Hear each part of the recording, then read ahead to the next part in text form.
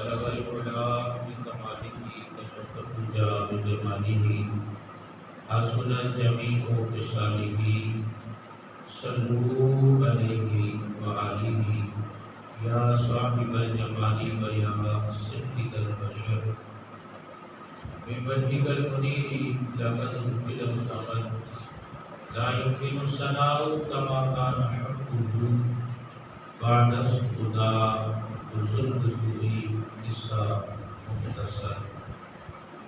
پیارے آقا مدینے والے مصطفیٰ صلی اللہ علیہ وآلہ وسلم کی بارگاہ میں درود و سلام کا نذرانہ پیش کرنے کی بے شمار فضیلتیں اور برکتیں ہیں۔ آپ صلی اللہ علیہ وآلہ وسلم نے احادیث مبارکہ کے اندر درود و سلام کی بے شمار فضیلتیں اور برکتیں بیان کروائی ہیں، اور درود و سلام نہ پڑھنے کے حوالے سے وعیدات بھی ذکر کی۔ آپ صلی اللہ علیہ وآلہ وسلم نے ارشاد فرمایا، جو بندہ میری ذات پر درود پڑھنا بھول گیا گویا وہ بندہ جنت کا راستہ بھول گیا۔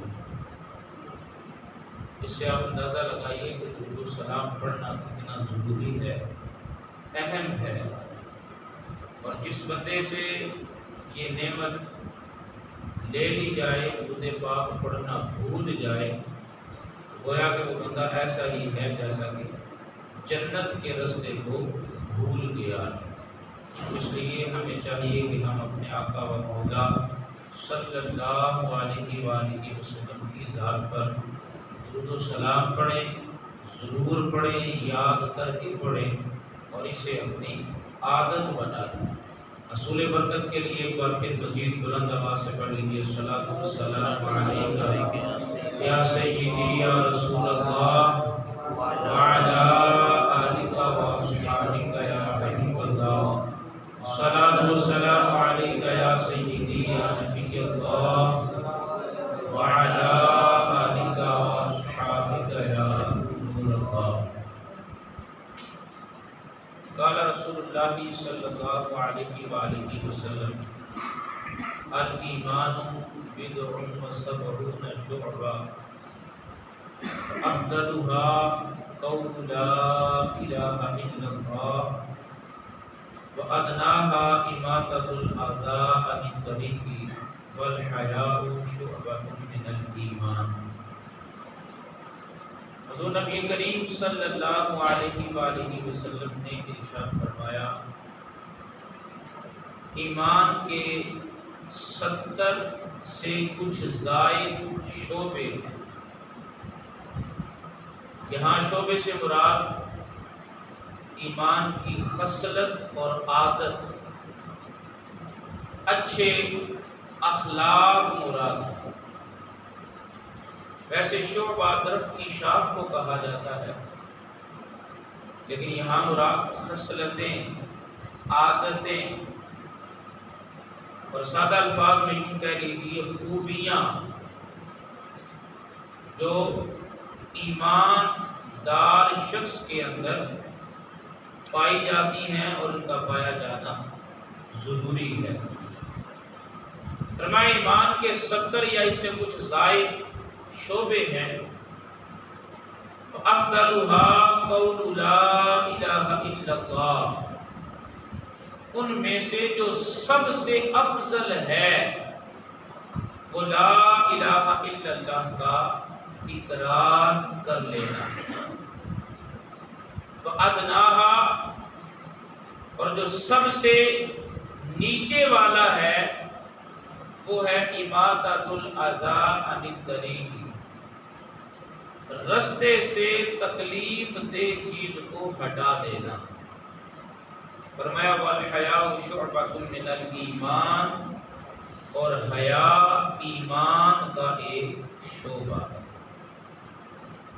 یہ حدیث مبارکہ ایمان کے شعبوں کے حوالے سے ہماری رہنمائی کرتی ہے، اور بڑی ہی جامع معنی حدیث مبارکہ ہے، اس کا مفہوم بہت وسیع ہے۔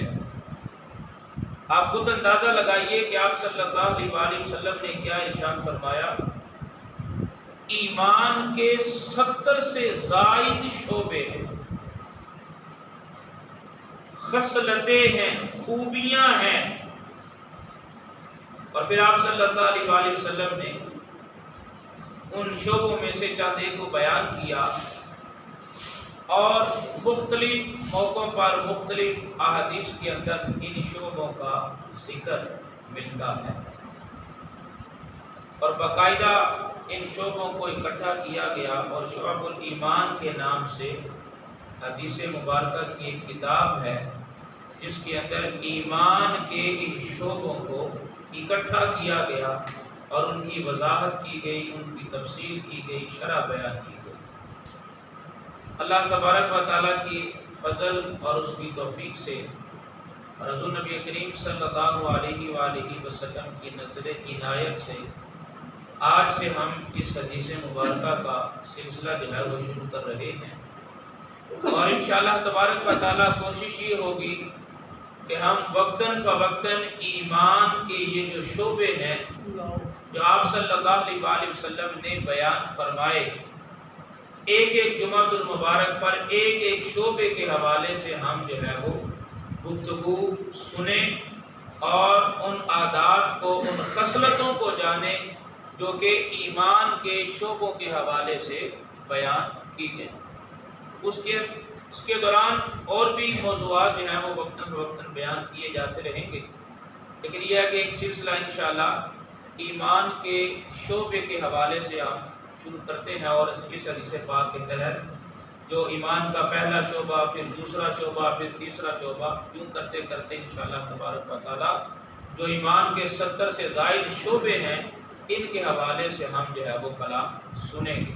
اللہ تبارک و تعالیٰ ہمیں یہ مکمل بیان کرنے، سننے اور پھر عمل کر کے اسے دوسروں تک پہنچانے کی توفیق عطا فرمائے۔ پیارے اور محترم اسلامی بھائیوں، حضور نبی کریم صلی اللہ علیہ وآلہ وسلم نے ایمان کا جو سب سے افضل شعبہ بیان کیا، فرمایا قول لا الہ الا اللہ، یعنی لا الہ الا اللہ کا اقرار کر لینا، یہ سب سے بڑا شعبہ ہے۔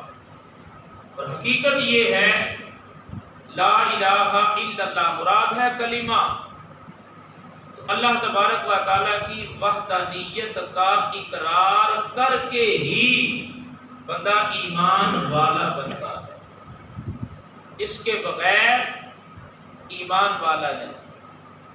اور یہاں مراد کلمہ ہو تو پھر معنی یہ بنے گا کہ اللہ کی وحدانیت کا بھی اقرار کرے اور رسول اللہ صلی اللہ علیہ وآلہ وسلم کی رسالت اور آپ کی ختم نبوت کا بھی اقرار کرے۔ تو یہ ایمان کا سب سے افضل شعبہ ہے۔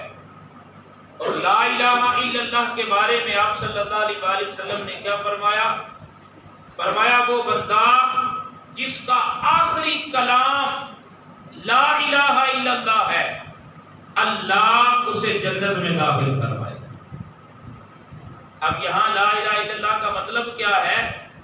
یعنی وہ دنیا سے اس حالت میں جا رہا ہے کہ اس کے دل میں اس کلمے کی تصدیق موجود ہے، ایمان موجود ہے، وہ اللہ تبارک و تعالیٰ کی وحدانیت کا اقرار کرنے والا اور اس کی توحید کو جیسا ماننے کا حق ہے ایسا ماننے والا ہوگا، اور اس کے رسولوں پر ایمان لانے والا ہوگا۔ اس حالت میں دنیا سے جائے گا تو اللہ اس بندے کو جنت میں داخل کرائے۔ تو سب سے افضل جو ایمان کا شعبہ ہے وہ ہے لا الہ الا اللہ کا اقرار کر لینا۔ اور پھر آگے کیا بیان فرمایا؟ وَأَدْنَاهَا إِمَاطَةُ الْأَذَىٰ عَنِ الطَّرِيقِ، رستے سے تکلیف دہ چیز کو ہٹا دے۔ اب اس کی وضاحت سے پہلے یہاں پر اللہ تبارک و تعالیٰ کی وحدانیت کے حوالے سے ایک اہم واقعہ آپ کی بارگاہ میں عرض کر دوں۔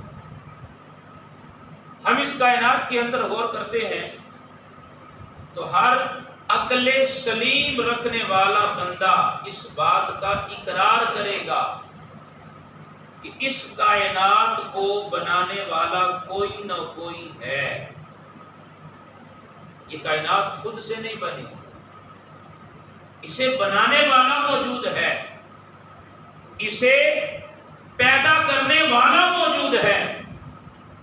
بعض ایسے افراد بھی اس کائنات میں پائے جاتے ہیں جنہیں دہریہ کہا جاتا ہے۔ دہریہ کون ہے؟ جو خدا کے وجود کو نہیں مانتا، اور اس کا نظریہ اور عقیدہ کیا ہے؟ یہ دنیا خود بخود بن گئی۔ اور کئی ایسے سائنسدان بھی پائے گئے جن کا نظریہ ہے، وہ یہ کہتے ہیں کہ ایک دھماکہ ہوا اور اس دھماکے کے نتیجے میں یہ دنیا بن جاتی، کہیں پانی آ گیا، کہیں پہاڑ بن گئے، کہیں جو ہے وہ میدان بن گئے۔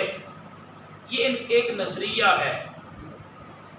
حالانکہ غور کیجئے، ایک چھوٹی سی چیز بھی کسی بنانے والے کے بغیر نہیں بنتی، بغیر کسی کے بنانے کے کوئی چیز نہیں بنتی۔ تو اتنی بڑی کائنات کیا رب کے بنائے بغیر خود ہی بن گئی؟ جب ہم اس کائنات میں غور کرتے ہیں، ذرا غور کیجئے، سورج اپنے وقت پہ طلوع ہوتا ہے، چاند اپنے وقت پہ روشن ہو جاتا ہے، رات اور دن اپنے وقت پہ آ جا رہے ہیں، یعنی پورے سال کا حساب لگا لیجئے۔ اور اب تو باقاعدہ کیلنڈر بن چکے ہیں، ہماری مسجدوں میں کیلنڈر لگا ہوا ہے، ظہر کا وقت اس وقت شروع ہوگا، فجر کا وقت اس وقت شروع ہوگا، مغرب کا وقت اس وقت شروع ہوگا، سورج اس وقت غروب ہوگا، زوال کا وقت اس وقت ہے۔ یہ پورے کیلنڈر بنا کے علماء نے ہمیں دے دیے ہیں۔ اب ذرا غور کیجئے، جو کیلنڈر ہمیں بنا کے دیا گیا، ٹائم جو سورج کے آنے کا ہے اس سے 1 منٹ بھی آگے پیچھے نہیں ہوتا۔ جو وقت لکھا ہے یہ رب کا نظام ہے، سورج اسی وقت پہ نکل رہا ہے، اسی وقت پہ غروب ہو رہا ہے، رات اپنے وقت پہ آ رہی ہے، دن اپنے وقت پہ آ رہا ہے، اور پھر سردی کا نظام ہے، گرمی کا نظام ہے، اور پھر ذرا زمین کے اوپر اگنے والی ان فصلوں کا جائزہ لیجئے کہ وہ پودے نکلتے ہیں، ان پہ پھل لگتا ہے، ان میں دانے اگتے ہیں، اور یہ پوری کائنات کا نظام ایک بڑے اچھے انداز میں چل رہا ہے، بڑی ترتیب سے چل رہا ہے، کوئی خرابی نہیں ہے، کوئی نظام کے اندر کسی قسم کا بگاڑ نہیں ہے۔ ان چیزوں کو بندہ دیکھتا ہے تو پکار اٹھتا ہے، اس کائنات کو بنانے والا میرا خدا ہے۔ یہ خود سے نہیں بن گئی، یہ کسی دھماکے کا نتیجہ نہیں ہے، بلکہ اسے پیدا کرنے والا موجود ہے، اور اسے اللہ کہا جاتا ہے۔ جب بندہ سچے دل کے ساتھ اللہ کی ذات کا اقرار کرتا ہے، اس کی وحدانیت کا اقرار کرتا ہے، تو پھر بندہ کامل ایمان والا بنتا ہے۔ فرمایا افضلها قول لا الہ الا اللہ، سب سے افضل اللہ تبارک و تعالیٰ کی وحدانیت کا اقرار کر لینا ہے۔ اور آگے فرمایا وَأَدْنَاهَا إِمَاطَةُ الْأَذَىٰ عَنِ الطَّرِيقِ، ایمان کے شعبوں میں سے جو سب سے نیچے والا شعبہ ہے وہ ہے رستے سے تکلیف دہ چیز کو ہٹا دینا۔ بندہ رستے میں سے گزر رہا ہے، کوئی ایسی چیز رستے میں آ گئی جس سے مسلمانوں کو، گزرنے والوں کو، مسافروں کو تکلیف ہو سکتی، پریشانی ہو سکتی ہے۔ اب اس بندے کے ایمان کا تقاضا یہ ہے، اس کے مسلمان ہونے کا تقاضا یہ ہے کہ اس تکلیف دہ چیز کو رستے سے ہٹا دے، تاکہ مسلمان بھائیوں کو تکلیف نہ ہو۔ یہ ایمان کا ادنا درجہ ہے، رستے سے تکلیف دہ چیز کو ہٹا دینا۔ اب ذرا غور کیجئے، یہ چند دن کے بعد آگے بقرہ عید آنے والی ہے، ہمارا انداز کیا ہوتا ہے؟ جب ہمارے ہاں شادی آ جائے، غمی کا موقع آ جائے، تو ہم تو گلی بند کر کے مسلمانوں کا رستہ ہی روک دیتے ہیں،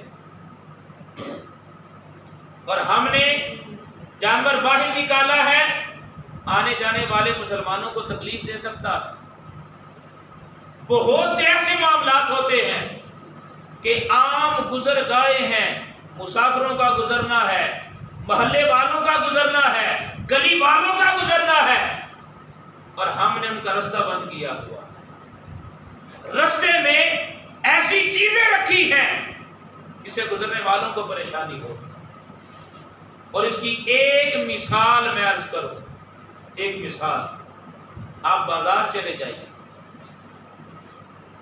بازار کے اندر دکانیں ہیں، اور آپ ذرا اس سڑک کا جائزہ لیجئے گا، دکاندار نے اپنی دکان کھولی ہے اور وہ اپنی دکان میں بیٹھ کر کاروبار کر رہا ہے، لیکن اپنی ہی دکان کے سامنے دکان کا سارا سامان اس نے باہر نکال کے رکھا ہے۔ اب ذرا غور کیجئے، اب اس نے جو باہر دکان کا سامان نکال کے رکھا، اور ایک ریڑی والے کو بھی اس نے کہا مجھے مہینے کا 10,000 تم نے دینا ہے، میری دکان کے آگے ریڑی لگا لو۔ اب اس نے یہ خیال نہیں کیا کہ یہ یہاں ریڑی لگائے گا، میں نے اپنا سامان رکھا ہے، اور گزرنے والے پریشان۔ آج کسی نے بازار جانا ہو نا، تو 1 بجے یا صبح کے وقت وہ بازار نہیں جائے گا، کیوں جی سکول ٹائم ہے، بازار رستہ تنگ ہے۔ کیا یہ سڑکیں اتنی تنگ ہو گئیں کہ یہاں سے ٹریفک نہیں گزر سکتی؟ یہ رستہ کس نے تنگ کیا ہے؟ یہ سڑک کس نے بلاک کی ہے؟ یہ ہم نے خود اپنے ہاتھوں سے کیا۔ اب ایک ہی لائن میں سارے جناب لگے ہیں ریڑیاں لگا کر، اور پھر دکانداروں نے سامان باہر نکال کے رکھا ہے۔ دکان تھی ہماری مثال کے طور پر 15 فٹ کی، لیکن ہم نے جگہ گھیری ہوئی ہے 25 فٹ۔ کیا یہ تکلیف دینا نہیں؟ کیا یہ رستہ روکنا نہیں؟ اور پھر ایک اور شرعی مسئلہ آپ کو عرض کروں، ہو سکتا ہے کئیوں کو عجیب لگے، لیکن شرعی مسئلہ ہے۔ مسئلہ کیا ہے؟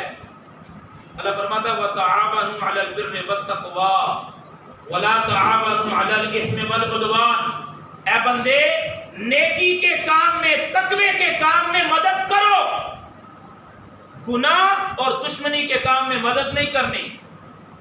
یہ شرعی مسئلہ ہے۔